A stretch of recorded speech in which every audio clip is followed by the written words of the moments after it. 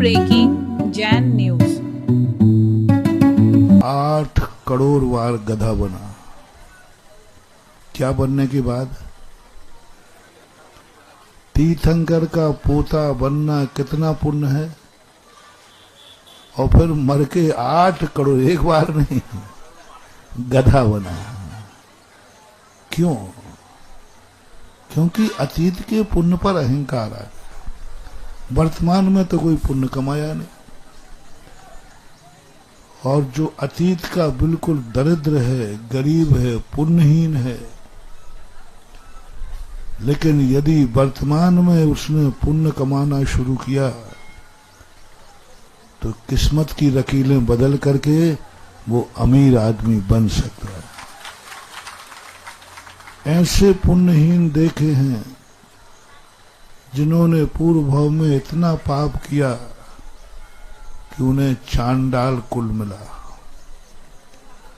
पूर्व भाव में इतना पाप किया कि उनको रोटी जब मिलेगी जब वो किसी की हत्या करेंगे, फांसी चढ़ाएंगे। इतना पुण्यहीन है, इतना पुण्यहीन है, सब तरफ से कुछ भी नहीं है उसकी जिंदगी में। लेकिन जब उसने वर्तमान में पुण्य कमाने की सोची कि अतीत का तो मैं बहुत बड़ा पाप किया होगा, अतीत का तो मैं बहुत बुरा आदमी, गंदा आदमी रहा होगा, मैंने कोई पुण्य धर्म नहीं किया, इसलिए मुझे चांडाल कुल में जन्म मिला। और उसने किस्मत को देखो कैसे बदला। सामने खड़े होकर के ना बैठे, मोबाइल का इनको बोलना गो थोड़ा सामने, इनको बोल देना थोड़ा सा, सभा का इंतजार करो, इतने मोबाइल में मस्त मत हो। गुरु के सामने प्रवचन सभा में बोलोगे कहानी बहरा हो जाएगा, सुन ही नहीं पाओगे। मर्यादा तो आज रही नहीं, सामने से हट जाए।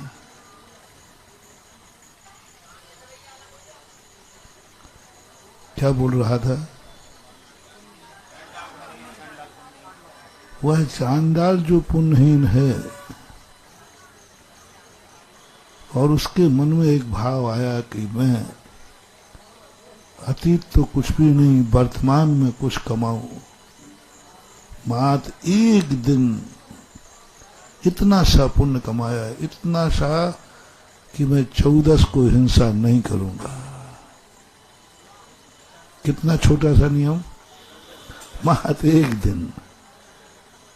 क्योंकि अब मैं तो, उसने जान लिया कि मैं तो इतने निम्न कुल में पैदा हुआ हूं, और मैं तो कसाई हूं, मुझे तो फांसी लगाने का आजीविका है, मैं और क्या पुण्य कर सकता हूं।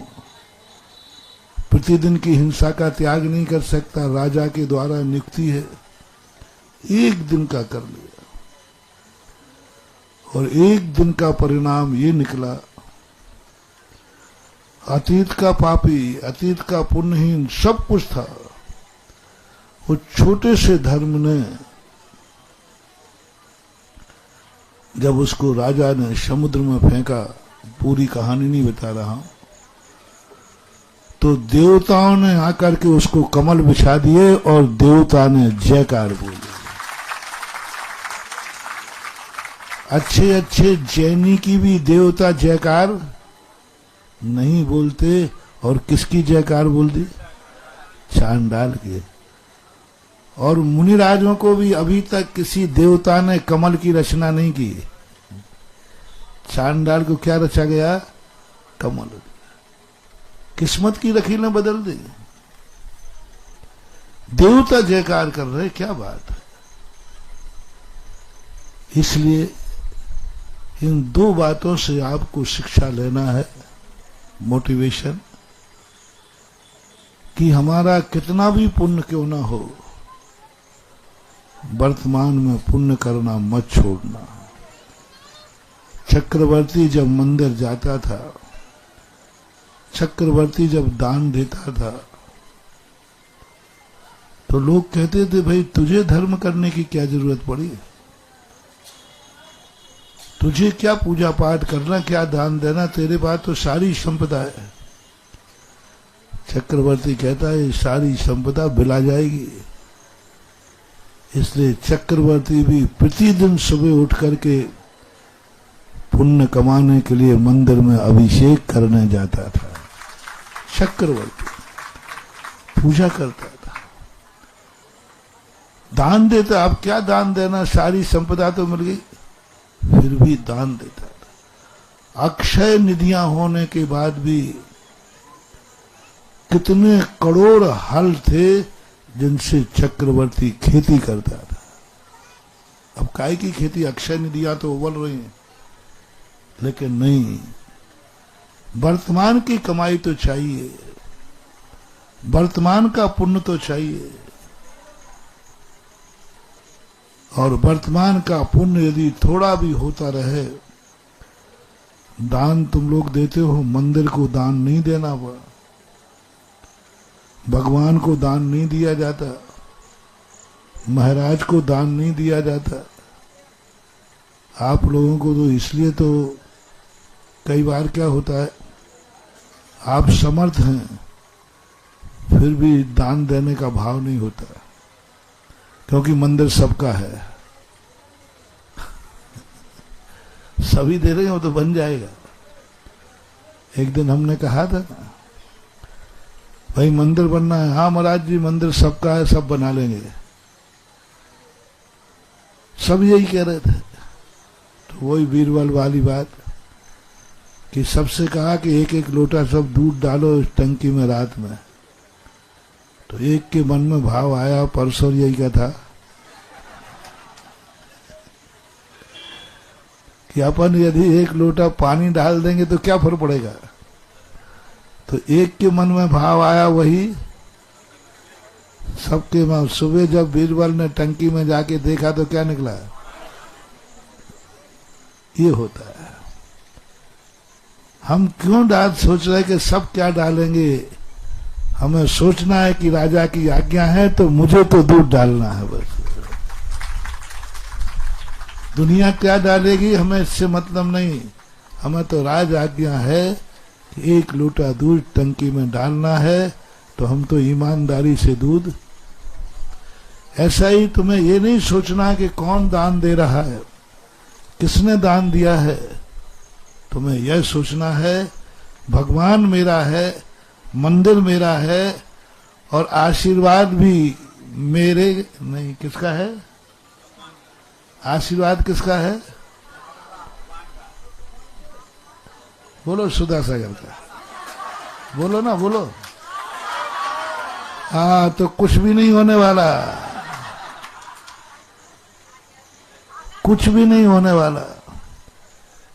तुम 100 रुपया भी देते होगे तो एक भी नहीं दोगे, क्योंकि आशीर्वाद किसका है, सुधा सागर के आशीर्वाद जब तक मानते रहोगे तुम्हें दान देने का भाव ही नहीं आएगा, दोगे ही नहीं।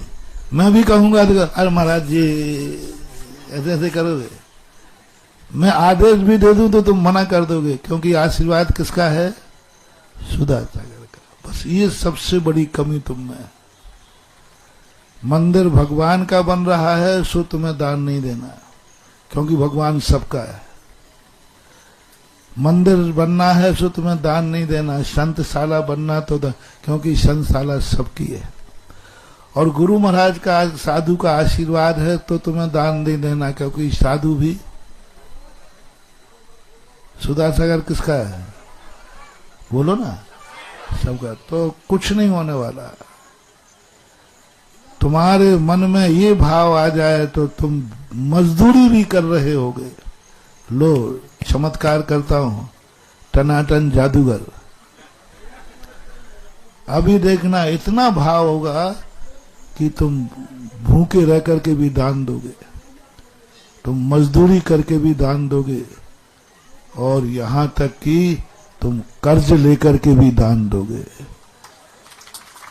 बस इतना भाव आना है। ये भगवान का मंदिर नहीं बन रहा है, मेरे भगवान का बन रहा है। सुधा सागर का आशीर्वाद नहीं है। बस अब तो पैसे की कमी आना ही नहीं है। अब नहीं, अब मेरापन जुड़ना चाहिए और ये भाव आ जाए कि नहीं, मैं मंदिर को दान नहीं दे रहा हूं, मैं तो अपना बीज बो रहा हूं। किसान खेत में बीज बोता है, खेत को हरा करने के लिए कि फसल पाने के लिए। नहीं, ये खेत बहुत दिन से काला लग रहा था है ना, बहुत अच्छा नहीं लग रहा था, तो सोचा ये खेत हरा भरा हो जाए, इसलिए उसने क्या किया। क्या कभी ऐसा भाव आता है? खेत को हरा भरा करने के लिए कभी किसान बीज बोता है? कभी नहीं बोता। हाँ, बोने से खेत हरा भरा हो जाता है, ये बात अलग है, लेकिन बोने वाले का ये भाव नहीं है कि खेत हरा हो जाए। बोने वाले का तो ये भाव है कि मैं बीज बोऊंगा तो फसल भी मेरे घर में। बस ऐसा ही दान देते समय करो। मंदिर बनाने के लिए दान नहीं दे रहे हो। मैं अपने धन को भगवान के खेत में बो रहा हूं, भगवान के खेत को हरा करने के लिए नहीं, फसल पाने के लिए दे रहा हूं। अब उसमें तो मंदिर बनेगा ही बनेगा। मंदिर बनाने के लिए नहीं दो, बीज है, मेरा दान बीज है। दो चीजें सोच लो कि तुम्हारा भगवान चोखा है कि खोटा है। मंदिर जो है, भगवान जो है, ये खेत है तुम्हारे लिए, खेत है तुम्हारे लिए, पृथ्वी नहीं, खेत। पृथ्वी में और खेत में अंतर है कि नहीं? पृथ्वी तो वहां भी होती जहां कुछ नहीं होता, लेकिन मंदिर खेत है, पृथ्वी नहीं। इनको पृथ्वी ना कह के खेत कहते हैं। हाँ, खेत भी पृथ्वी है, लेकिन दुनिया पृथ्वी ना कहकर उसे क्या कहते हैं? खेत कहते हैं। ये मंदिर इबारत है, ये इबारत नहीं है, मंदिर है।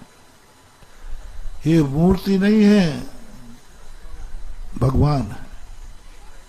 ये मूर्ति नहीं है, भगवान है। ये इमारत नहीं है, ये मंदिर है।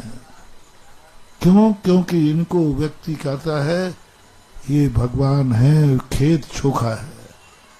बोलो, भगवान चोखा है कि नहीं तुम्हारा? है।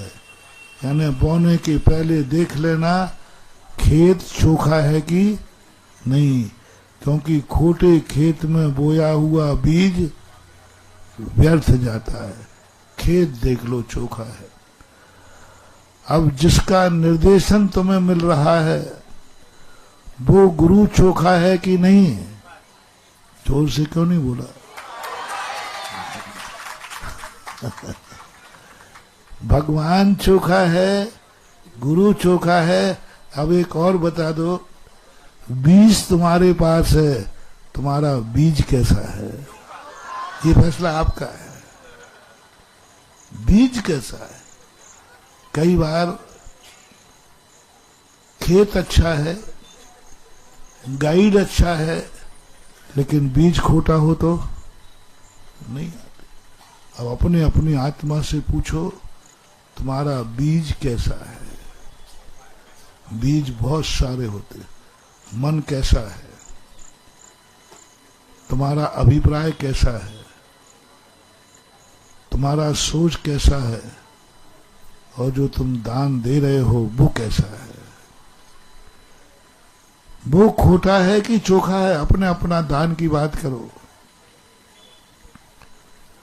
और यदि तुम्हारी आत्मा बोले मेरा बीज भी, मेरा दान भी चोखा ही है, बस अब सोचो मत, तुरंत बो दो, गारंटी है फसल लहलहा के आएगी। क्योंकि तीनों चोखे मिल गए ना। खेत भी चोखा, भगवान चोखा, गाइड भी चोखा, गुरु चोखा, बीज भी चोखा। बस अब इतना सा ध्यान और रख लो, लेट लतीफ नहीं होना, समय पे बोले ना। नहीं तो तीनों चीजें चोखी हैं और समय निकल गया तो हाँ, समय का ध्यान रखना। जहां जिस समय जो जरूरत होती है उसी समय यदि दान दे दिया जाए तो फिर संदेह नहीं करना चाहिए कि हमारा बीज व्यर्थ चला जाएगा। आज पंचम काल में, कल युग में प्रतिदिन कमाई करना है। जब चौथे काल में चक्रवर्ती थे तब वो प्रतिदिन कमाई करते थे। आज तो पंचम काल है, प्रतिदिन कमाओ और प्रतिदिन खाओ। अतीत का कोई भी बड़ा पुण्य लेके नहीं आया है। ये मंदिर जिनालय बन रहे हैं, मां तुम्हारे लिए बन रहे हैं। बस तुम्हें एक ही बात का अनुभव करना है, ये मंदिर हमारे लिए है, भगवान हमारे लिए हैं और गुरु महाराज प्रवचन दे रहे हैं वो हमारे लिए। हम दान भी दे रहे हैं तो अपने लिए दे रहे हैं, अपने लिए दे रहे हैं। किसान को कभी नहीं लगता, उसको यही आ रहा है मैं बीज बो रहा हूं अपने लिए, क्योंकि उसको सब ज्ञान है। इसलिए इस पंचम काल में देव शास्त्र गुरु ही शरण है। इनको जीवित रखो, इनके स्थान जीवित रखो। तुम्हारे सौभाग्य से पंचम काल का एक पुण्य का उदय है, बाकी तो सब पाप के उदय हैं। चौथे काल में सब कुछ मिलता था लेकिन साधु नहीं मिलते थे, क्योंकि साधु कहाँ रहते थे? वनवास में, ऐसे वनों में जहां तुम्हारा पहुंचना ही संभव नहीं हो, अनियत विहारी होते थे। पंचम काल का एक पुण्य का उदय है कि साधु तुम्हारे पास है, तुम्हारे निकट है और तुम्हारे बीच में है, सहज में आना जाना है। ऐसी स्थिति में इस पुण्य का लाभ आपको अपने अपने स्थानों पर लेना चाहिए। हर व्यक्ति को ये सोचना चाहिए कि हमारे नगर में कभी ना कभी कोई त्यागी वृत्ति का आना जाना हो, और सोचना चाहिए कि हमारे नगर में कोई साधु आता है तो उसका आवास दान, संशाला, कई स्थानों पर मंदिर तो होते हैं लेकिन साधु के रहने के स्थान नहीं होते। जैसे परसौरिया मंदिर तो था लेकिन यहाँ साधु के रुकने का स्थान नहीं था, और यह स्थिति की बहुत बड़ी भूल होती है। और मूल कारण रहा कि 600 साल तक उत्तर भारत में ऐसे आताताई राजाओं का राज्य रहा जहां मुनिराज हुए ही नहीं। पूज्यवर शांति सागर महाराज की परम उपकार है कि उन्होंने मुनि मार्ग को खोल करके आपको मुनि महाराज दिला दिए। पूज्यवर का उपकार, उन्होंने मुनि व्रत धारण करके अंग्रेजों के समय, अंग्रेजों का राज्य था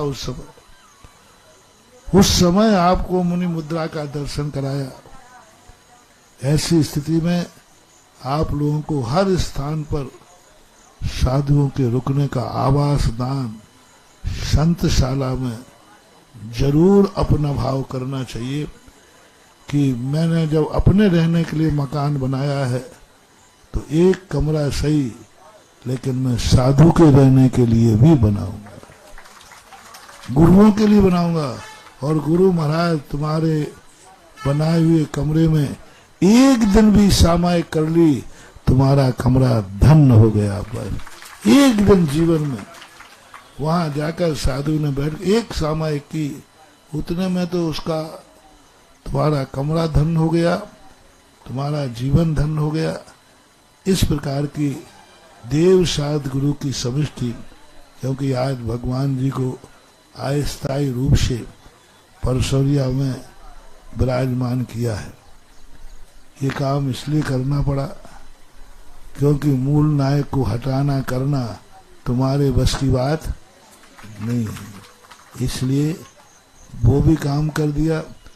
जितनी बाधाएं थी, महाराज आप चले गए तो ये हो सकता है, आप चले गए तो ये हो सकता है, आप चले गए तो ये हो सकता है, मैंने वो हो सकता ही 3 दिन में सब खत्म कर दिए।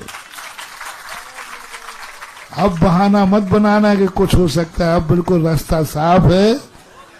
जितनी बाधाएं थी सब दूर हो गए, अब रास्ता एकदम साफ है। अब तो 5 साल का संकल्प नहीं, साल भर में ही सारी कार्य को करके ज्यादा समय रखना अच्छा नहीं।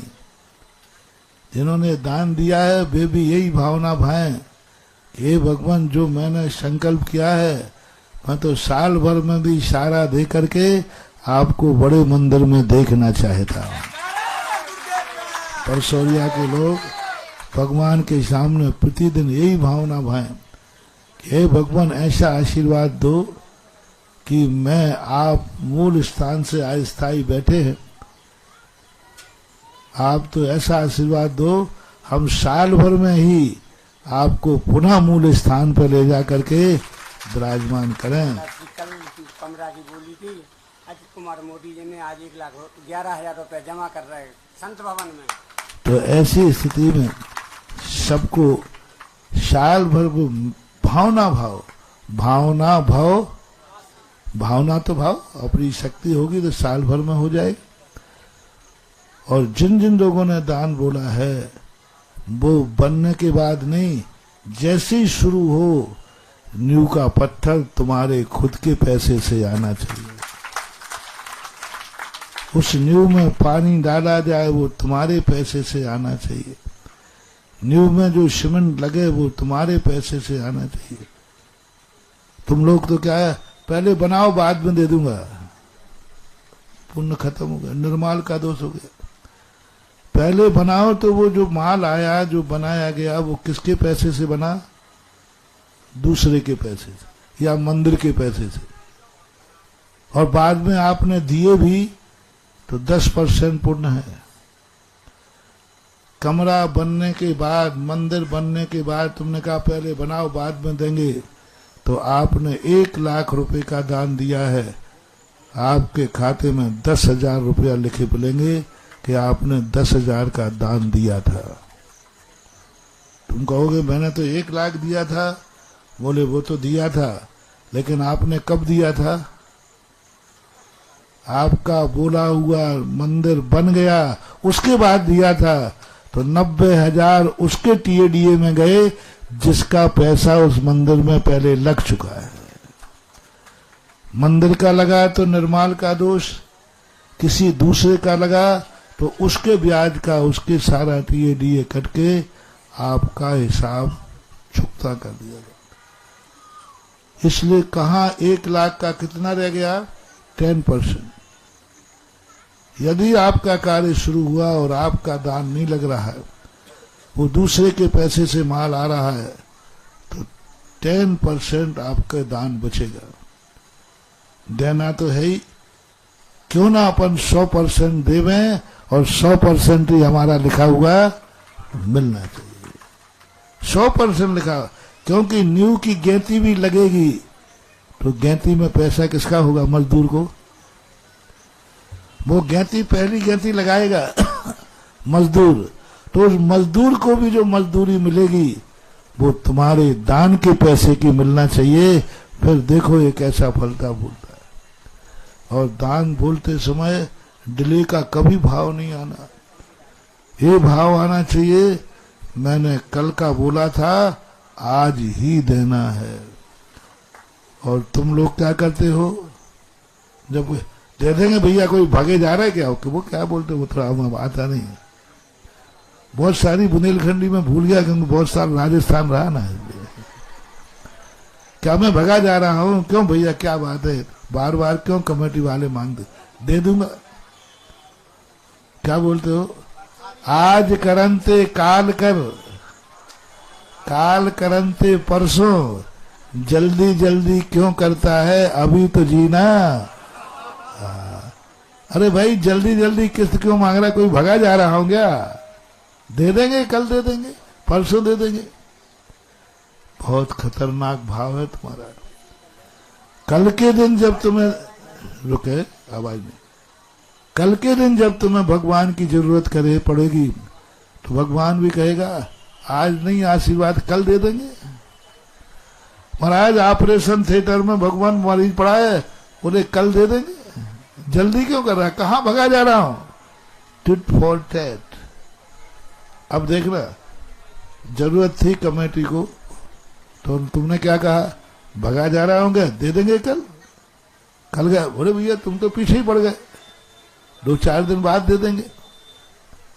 अब ये आपका नोट हो गया, नोट हो गया, पूरे गूगल पे चला गया ये। अब जैसे आपने कहा भगवान के पास, भगवान मेरा मरीज ऑपरेशन थिएटर में आशीर्वाद दे दो, बोले जल्दी क्या कर रहा है, कोई भगा जा रहा होंगे, कहां भग रहा हूं, मंदिर में तो बैठा हूं, कल ले लेना, कल पहुंच, अरे तू तो पीछे ही पड़ गया, दे दूंगा 2-4 दिन बाद, क्या खाक 2-4 दिन में दो, जब तक तो ऑपरेशन थिएटर में वो निपट ही जाएगा। यदि ये जवाब जो तुमने दान देते समय दिया, कोई भाग रहा हूं कि आज नहीं कल ले लेना, यही जवाब तुम्हारे संकट पर भगवान की तरफ से लौट के मिले तो बोलो फिर क्या होगा तुम्हारा, मिलेगा पक्का है। जो जो तुमने यहां व्यक्त किया है वही रिटर्न होकर तुम्हारी जिंदगी में आएगा। यानी 108 नंबर की गाड़ी आएगी तो सही, लेकिन जब तक तुम जा चुके होगे, क्योंकि तुमने धर्म को टाला था, धर्म को टाला था, दान दे करके टाला था। नहीं, उल्टा करो, काल करंते आज कर, आज करंते अब, पल में पल रहे होएगो, बहुरी करेगो कहो। ये सोचना चाहिए, मैंने जो दान बोला है काल नहीं, भगवान आज ही दे दूं, ऐसी आकुलता लाओ, ऐसे मन में आकुल भाव, भगवान से कहो भगवान वो तो 3 साल का बोला था, आप तो ऐसी शक्ति दो कि कल सूर्य की किरण निकलने के पहले ही दे दो, जितने जल्दी हो सके मैं दान दूं, जितने जल्दी हो सके। ऐसा परिणाम यदि तुमने किया तो रिटर्न करके आएगा। उधर तुम्हारा मरीज बीमार होगा, इधर कर्म वर्णाएं भगवान कहेंगे जितने जल्दी आशीर्वाद भेज सको भेजो, जितने जल्दी हो सके। ऑपरेशन में जा नहीं पाए उसके पहले ही वर्गणाएं पहुंच करके और तुम्हारा सारा इंतजाम कर देंगे। तुम पहुंचोगे जब तक वहां डॉक्टर तैयार मिलेगा, तुम पहुंचोगे डॉक्टर पूरी तैयारी करके रखेगा, पूरी तैयारी पहले से करके रखेगा, क्योंकि तुमने दान देते समय कहा था कि नहीं तुम जब बनाओ तो बनाओ, मुझे तो आज देना है तो देना है। इसलिए आज सभी लोगों को अस्थायी मंदिर में बैठे हुए भगवान को अब तुम्हें वेदना होना चाहिए, टीस होना चाहिए। तुम्हारे भगवान कहाँ बैठे हैं? पराए मकान में। हाँ, अब मकान तो दूसरे का, रजिस्ट्री दूसरे के नाम, ठीक है, वो किराया नहीं लेगा, ये बात अलग है, क्या पता मांग ले वे, हमें क्या पता। भगवान आपके पराए मकान में बैठे हैं। नहीं, अब परसोरिया वाले को हर व्यक्ति की नींद हराम होना चाहिए। अब 24 घंटे एक ही चर्चा होना चाहिए, भगवान अपने मंदिर में कब आएंगे। जितने जल्दी हो, मैं कुछ नहीं बोल रहा, जितने जल्दी हो, और हर बच्चा लेकर हर पुरुष महिला बस 24 घंटे एक ही भाव, दर्शन करते समय ये भावना भाव, नमोस्तु एक नमोस्तु करो, हे भगवान आप जल्दी अपने घर अपने मंदिर में विराजमान होइए, मुझे शक्ति दो, समर्थ दो कि मैं आपको बहुत जल्दी अपने मूल स्थान पर ले सकें। आज इतने कह के विराम करता हूँ। महावीर भगवान की